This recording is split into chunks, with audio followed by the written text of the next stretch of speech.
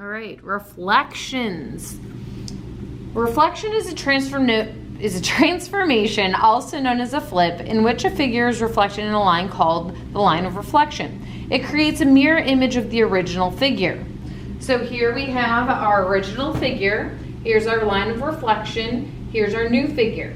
We flipped it over. So we took this and we just did a mirror image of it. Line of reflection, the line that is reflected over in a reflection directly in the middle of a figure and its image. It's also known as the mirror line.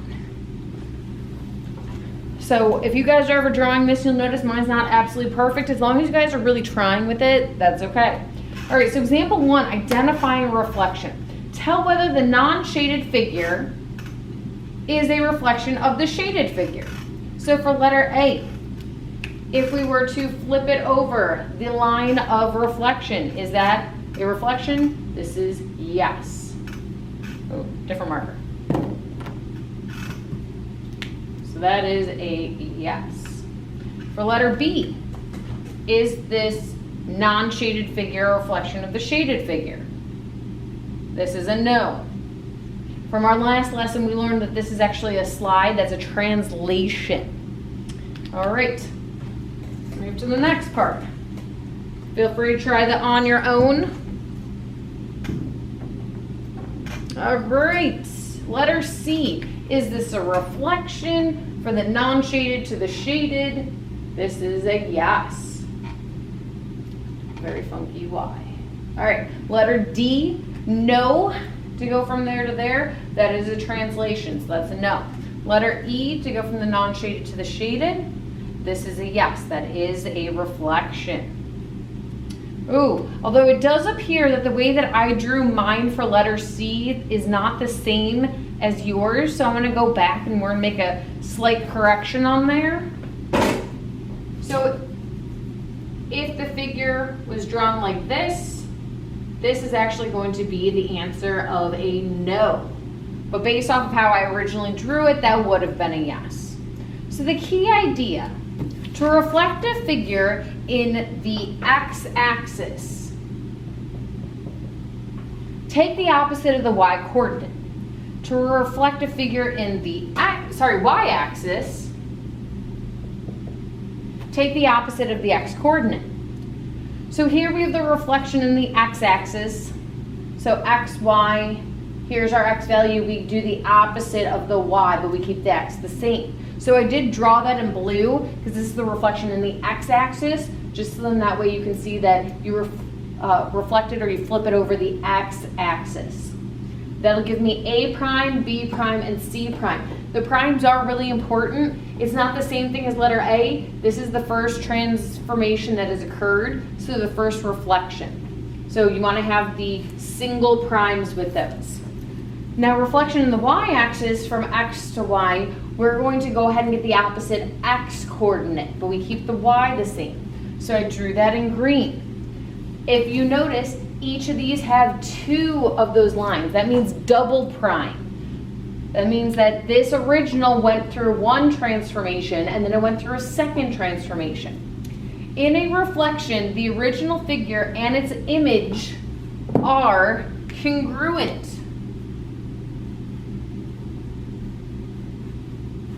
You can also use the congruent symbol that we've been practicing.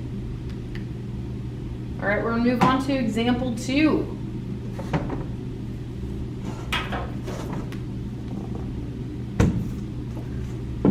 Reflecting a figure in the x-axis. The vertices of a triangle are A at -1, 1, B -1, 3, and C 5, 3. So a vertice means where 2 points or 2 lines intersect. We're going to draw the figure and its reflection in the x-axis. What are the coordinates of the image? So let's start with our original. A is at -1, 1. So I'm going to label that A. B is at -1, 1, 2, 3. And C is at 5, 3. So 1, 2, 3, 4, 5, up 1, 2, 3. There's C. I'm going to connect my points. I do recommend if you guys have a ruler at home to use that ruler. It's a really great tool, makes nice crisp lines. All right, so now we're going to reflect it about the x-axis. So what we will do is we're just going to change the y value to be a negative. So that means that if we had -1, 1, it's going to be -1, -1. So let me change my colors so that way it's easier to see. There's my A prime. B prime is -1, 3, so it's actually going to become -1, -3. There's my B prime. And lastly, C is 5, 3, so I'm actually going to go 5, -3. Label that C prime. Again, it's really important that you guys put the prime signs in there. All right, so that's one method that you could do. I'm going to show you a second method when we reflect a figure in the y-axis, for example, 3.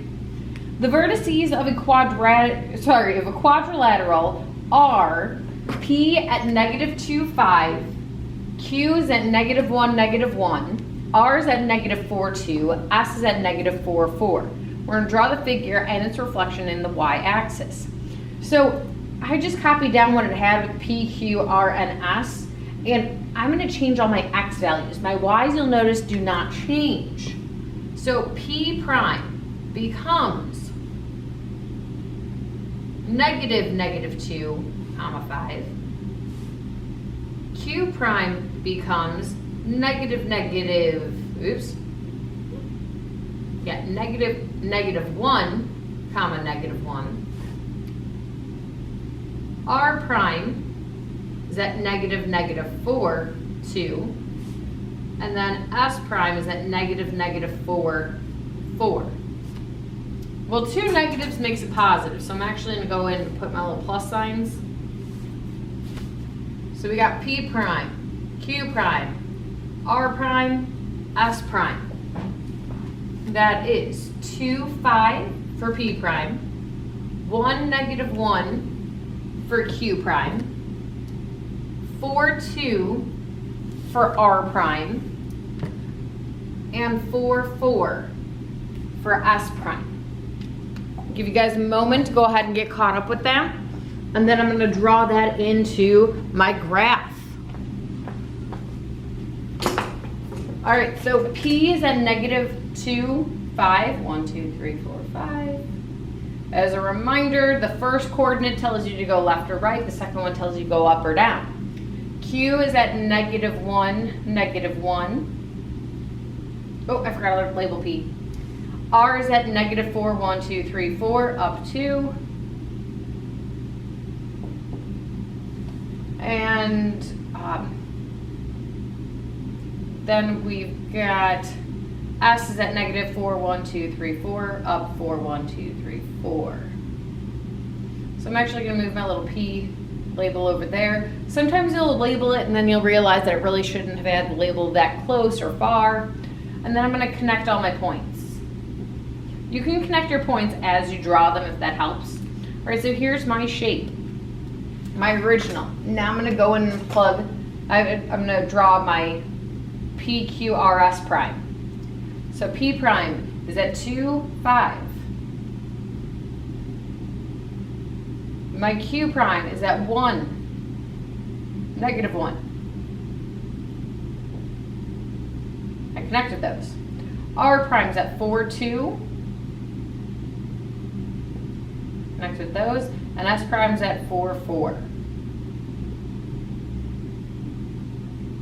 All right, so your shape should look almost identical. Mine's a little off from my spacing. Please, please use graph paper when you are doing your homework, just so that way you can get more precise points and they'll look identical that way. Great job. Work on that homework.